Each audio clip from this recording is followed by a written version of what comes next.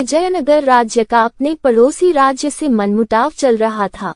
तेनालीराम के विरोधियों को तेनालीराम के खिलाफ राजा कृष्णदेव राय को भड़काने का ये बड़ा ही सुंदर अवसर जान पड़ा। एक दिन राजा कृष्णदेव राय अपने बगीचे में अकेले बैठे पड़ोसी राज्य की समस्या के बारे में ही सोच रहे थे कि तभी एक दरबारी उनके पास पहुंचा और बड़ी होशियारी से इधर उधर झांकता हुआ राजा के कान के पास मुंह ले जाकर बोला, महाराज, कुछ सुना आपने? नहीं तो क्या हुआ? राजा चौंके। महाराज, क्षमा करें, पहले जान बख्श देने का वचन दे तो कुछ कहूँ।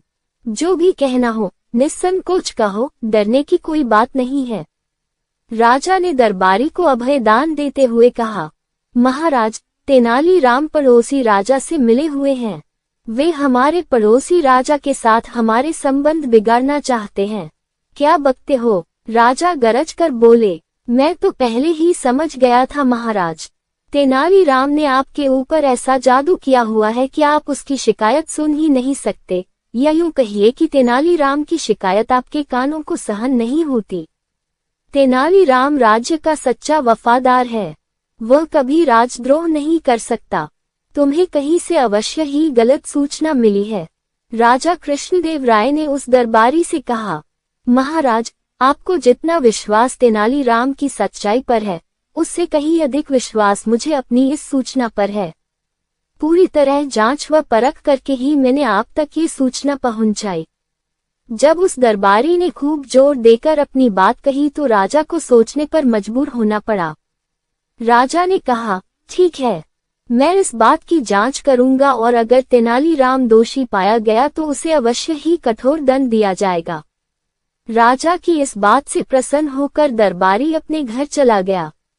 दूसरे दिन कृष्णदेव राय ने तेनालीराम को एकांत में बुलवाया और बोले, तेनालीराम, हमें सूचना मिली है कि तुम हमारे शत्रु राजा से मिलकर हमारे विजयनगर राज्य को दूसरे के अधीन कराना चाहते हो। तेनालीराम ने जब अपने ऊपर लगाया गया यह आरोप सुना तो वह सिर से पैर तक कांप गया। वह राजा को इस बात का क्या उत्तर दे, उसे एकाएक ये भी सुझाई नहीं पड़ रहा था। राजा ने जब तेनालीराम को चुप देखा तो वह क्रोध से भभक उठे और बोले, तो तुम्हारे चुप रहने का यही अर्थ लगाया जाए कि तुम अपना अपराध स्वीकार करते हो। ये सुनकर तेनालीराम की आंखों में आंसू आ गए। वह बोला, महाराज की बात काटने का साहस न तो मैंने अब तक किया है और न ही कभी भविष्य में कर सकूंगा। राजा तो क्रोध से भरे हुए थे। तेनालीराम के इस उत्तर से वे और भी भड़क उठे। बोले, तुमने जिस पड़ोसी राजा से सांठ गांठ की है अब उसी के राज्य में जाकर रहो, मेरा राज्य कल ही छोड़ दो। इतने बड़े अपराध की इतना मामूली सजा। तेनालीराम ने राजा से कहा, तुम्हारी अब तक की सेवा को देखते हुए, मेरे तुम्हारे मित्रतापूर्ण संबंधों को देखते हुए तथा तुम्हारे पद की गरिमा को देखते हुए मैं तुम्हें इतना ही दंड देना उचित समझता हूँ। यदि कहीं अपराध किसी और ने किया होता तो मैं उसकी बोटी बोटी नुचवा लेता। राजा ने क्रोध में बिफरते हुए कहा। तेनालीराम ने राजा का फैसला सुना और अपनी सफाई में एक भी शब्द नहीं कहा। बेचारा चुपचाप सिर झुकाकर राजा के सामने से चला गया। दूसरे दिन जब तेनालीराम के विरोधियों ने ये सुना कि तेनालीराम राज्य छोड़कर चला गया है तो उनकी खुशी की सीमा न रही। वह सब राजा पर अपना प्रभाव बढ़ाने के उपाय सोचने लगे और अपनी पदोन्नति के मंसूबे बांधने लगे। तेनालीराम विजयनगर राज्य के शत्रु राज्य की राजधानी पहुंचा और वहां के राजा से मिला। उसने उस राजा के गुणों का वर्णन छंदबद्ध करके उसे सुनाया। राजा अपनी प्रशंसा सुनकर खुशी से झूम उठा। उसने तेनालीराम से उसका परिचय पूछा। तेनालीराम ने अपना परिचय देते हुए कहा, मैं विजयनगर के राजा कृष्णदेव राय का निजी सचिव तेनालीराम हूँ। उस राजा ने तेनालीराम की बहुत प्रशंसा पहले ही सुन रखी थी, लेकिन तेनालीराम से भेंट का ये पहला अवसर था। उस राजा ने तेनालीराम का भरपूर स्वागत किया। तेनालीराम ने इस स्वागत के लिए राजा को धन्यवाद दिया। राजा बोला, तेनालीराम, राजा कृष्णदेव राय हमें अपना शत्रु मानते हैं, फिर भी तुम हमारे दरबार में निडर होकर कैसे चले आए? तुम तो राजा कृष्णदेव राय के निजी सचिव हो। यहाँ शत्रु के राज्य में तुम्हारा कोई भी अनिष्ट हो सकता है। राजा ने हालांकि सच कहा था, फिर भी तेनालीराम ने मुस्कुरा कर कहा, राजन, आप विद्वान हैं, आपके पास अपार शक्ति है, आप सुयोग्य प्रशासक हैं और प्रजा की भलाई चाहने वाले हैं। बिल्कुल ऐसे ही गुण हमारे महाराज में भी हैं। वे आपको अपना शत्रु नहीं, मित्र मानते हैं। आपकी इसी भ्रांति के निवारण के लिए महाराज ने मुझे आपके पास भेजा है। महाराज हमारे दुश्मन नहीं, दोस्त हैं। आश्चर्य से चौंकता हुआ राजा बोला, लेकिन हमारे जासूसों ने तो हमें ये खबर दी थी कि राजा कृष्णदेव राय हमारे राज्य पर हमला करने की तैयारी कर रहे हैं।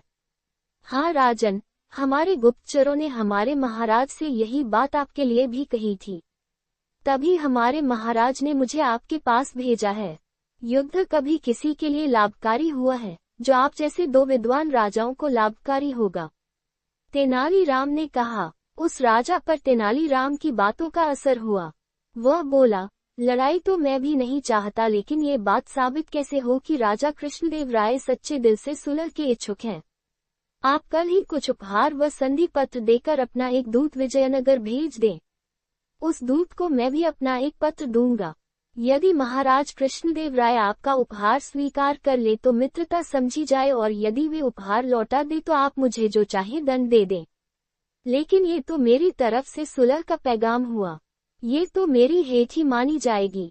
राजा ने कहा, लेकिन संधि प्रस्ताव लेकर तो मैं स्वयं आपकी सेवा में उपस्थित हुआ हूँ। पहल तो हमारे राज्य की ओर से है। राजा की समझ में यह बात आ गई। उसने दूसरे ही दिन अपना एक विशेष दूत कुछ उपहार साथ देकर विजयनगर भेज दिया। उधर राजा कृष्णदेव राय को भी ये पता चल चुका था कि तेनालीराम बेकसूर था। उसके विरुद्ध दरबारियों ने आपस में मिलकर झूठी चाल चली थी। इधर जैसे ही शत्रु राजा का दूत बहुमूल्य उपहार लेकर राजा कृष्णदेव राय के पास पहुंचा तो राजा प्रसन्नता से भर उठे। उन्होंने मन ही मन तेनालीराम की बुद्धिमानी की प्रशंसा की और उस दूत के साथ ही अपना मंत्री भी उस राजा के लिए उपहार देकर भेज दिया। राजा कृष्णदेव राय ने अपना एक विशेष पत्र भी उस राजा के नाम लिखा कि तेनालीराम को तुरंत वापस भेज दिया जाए।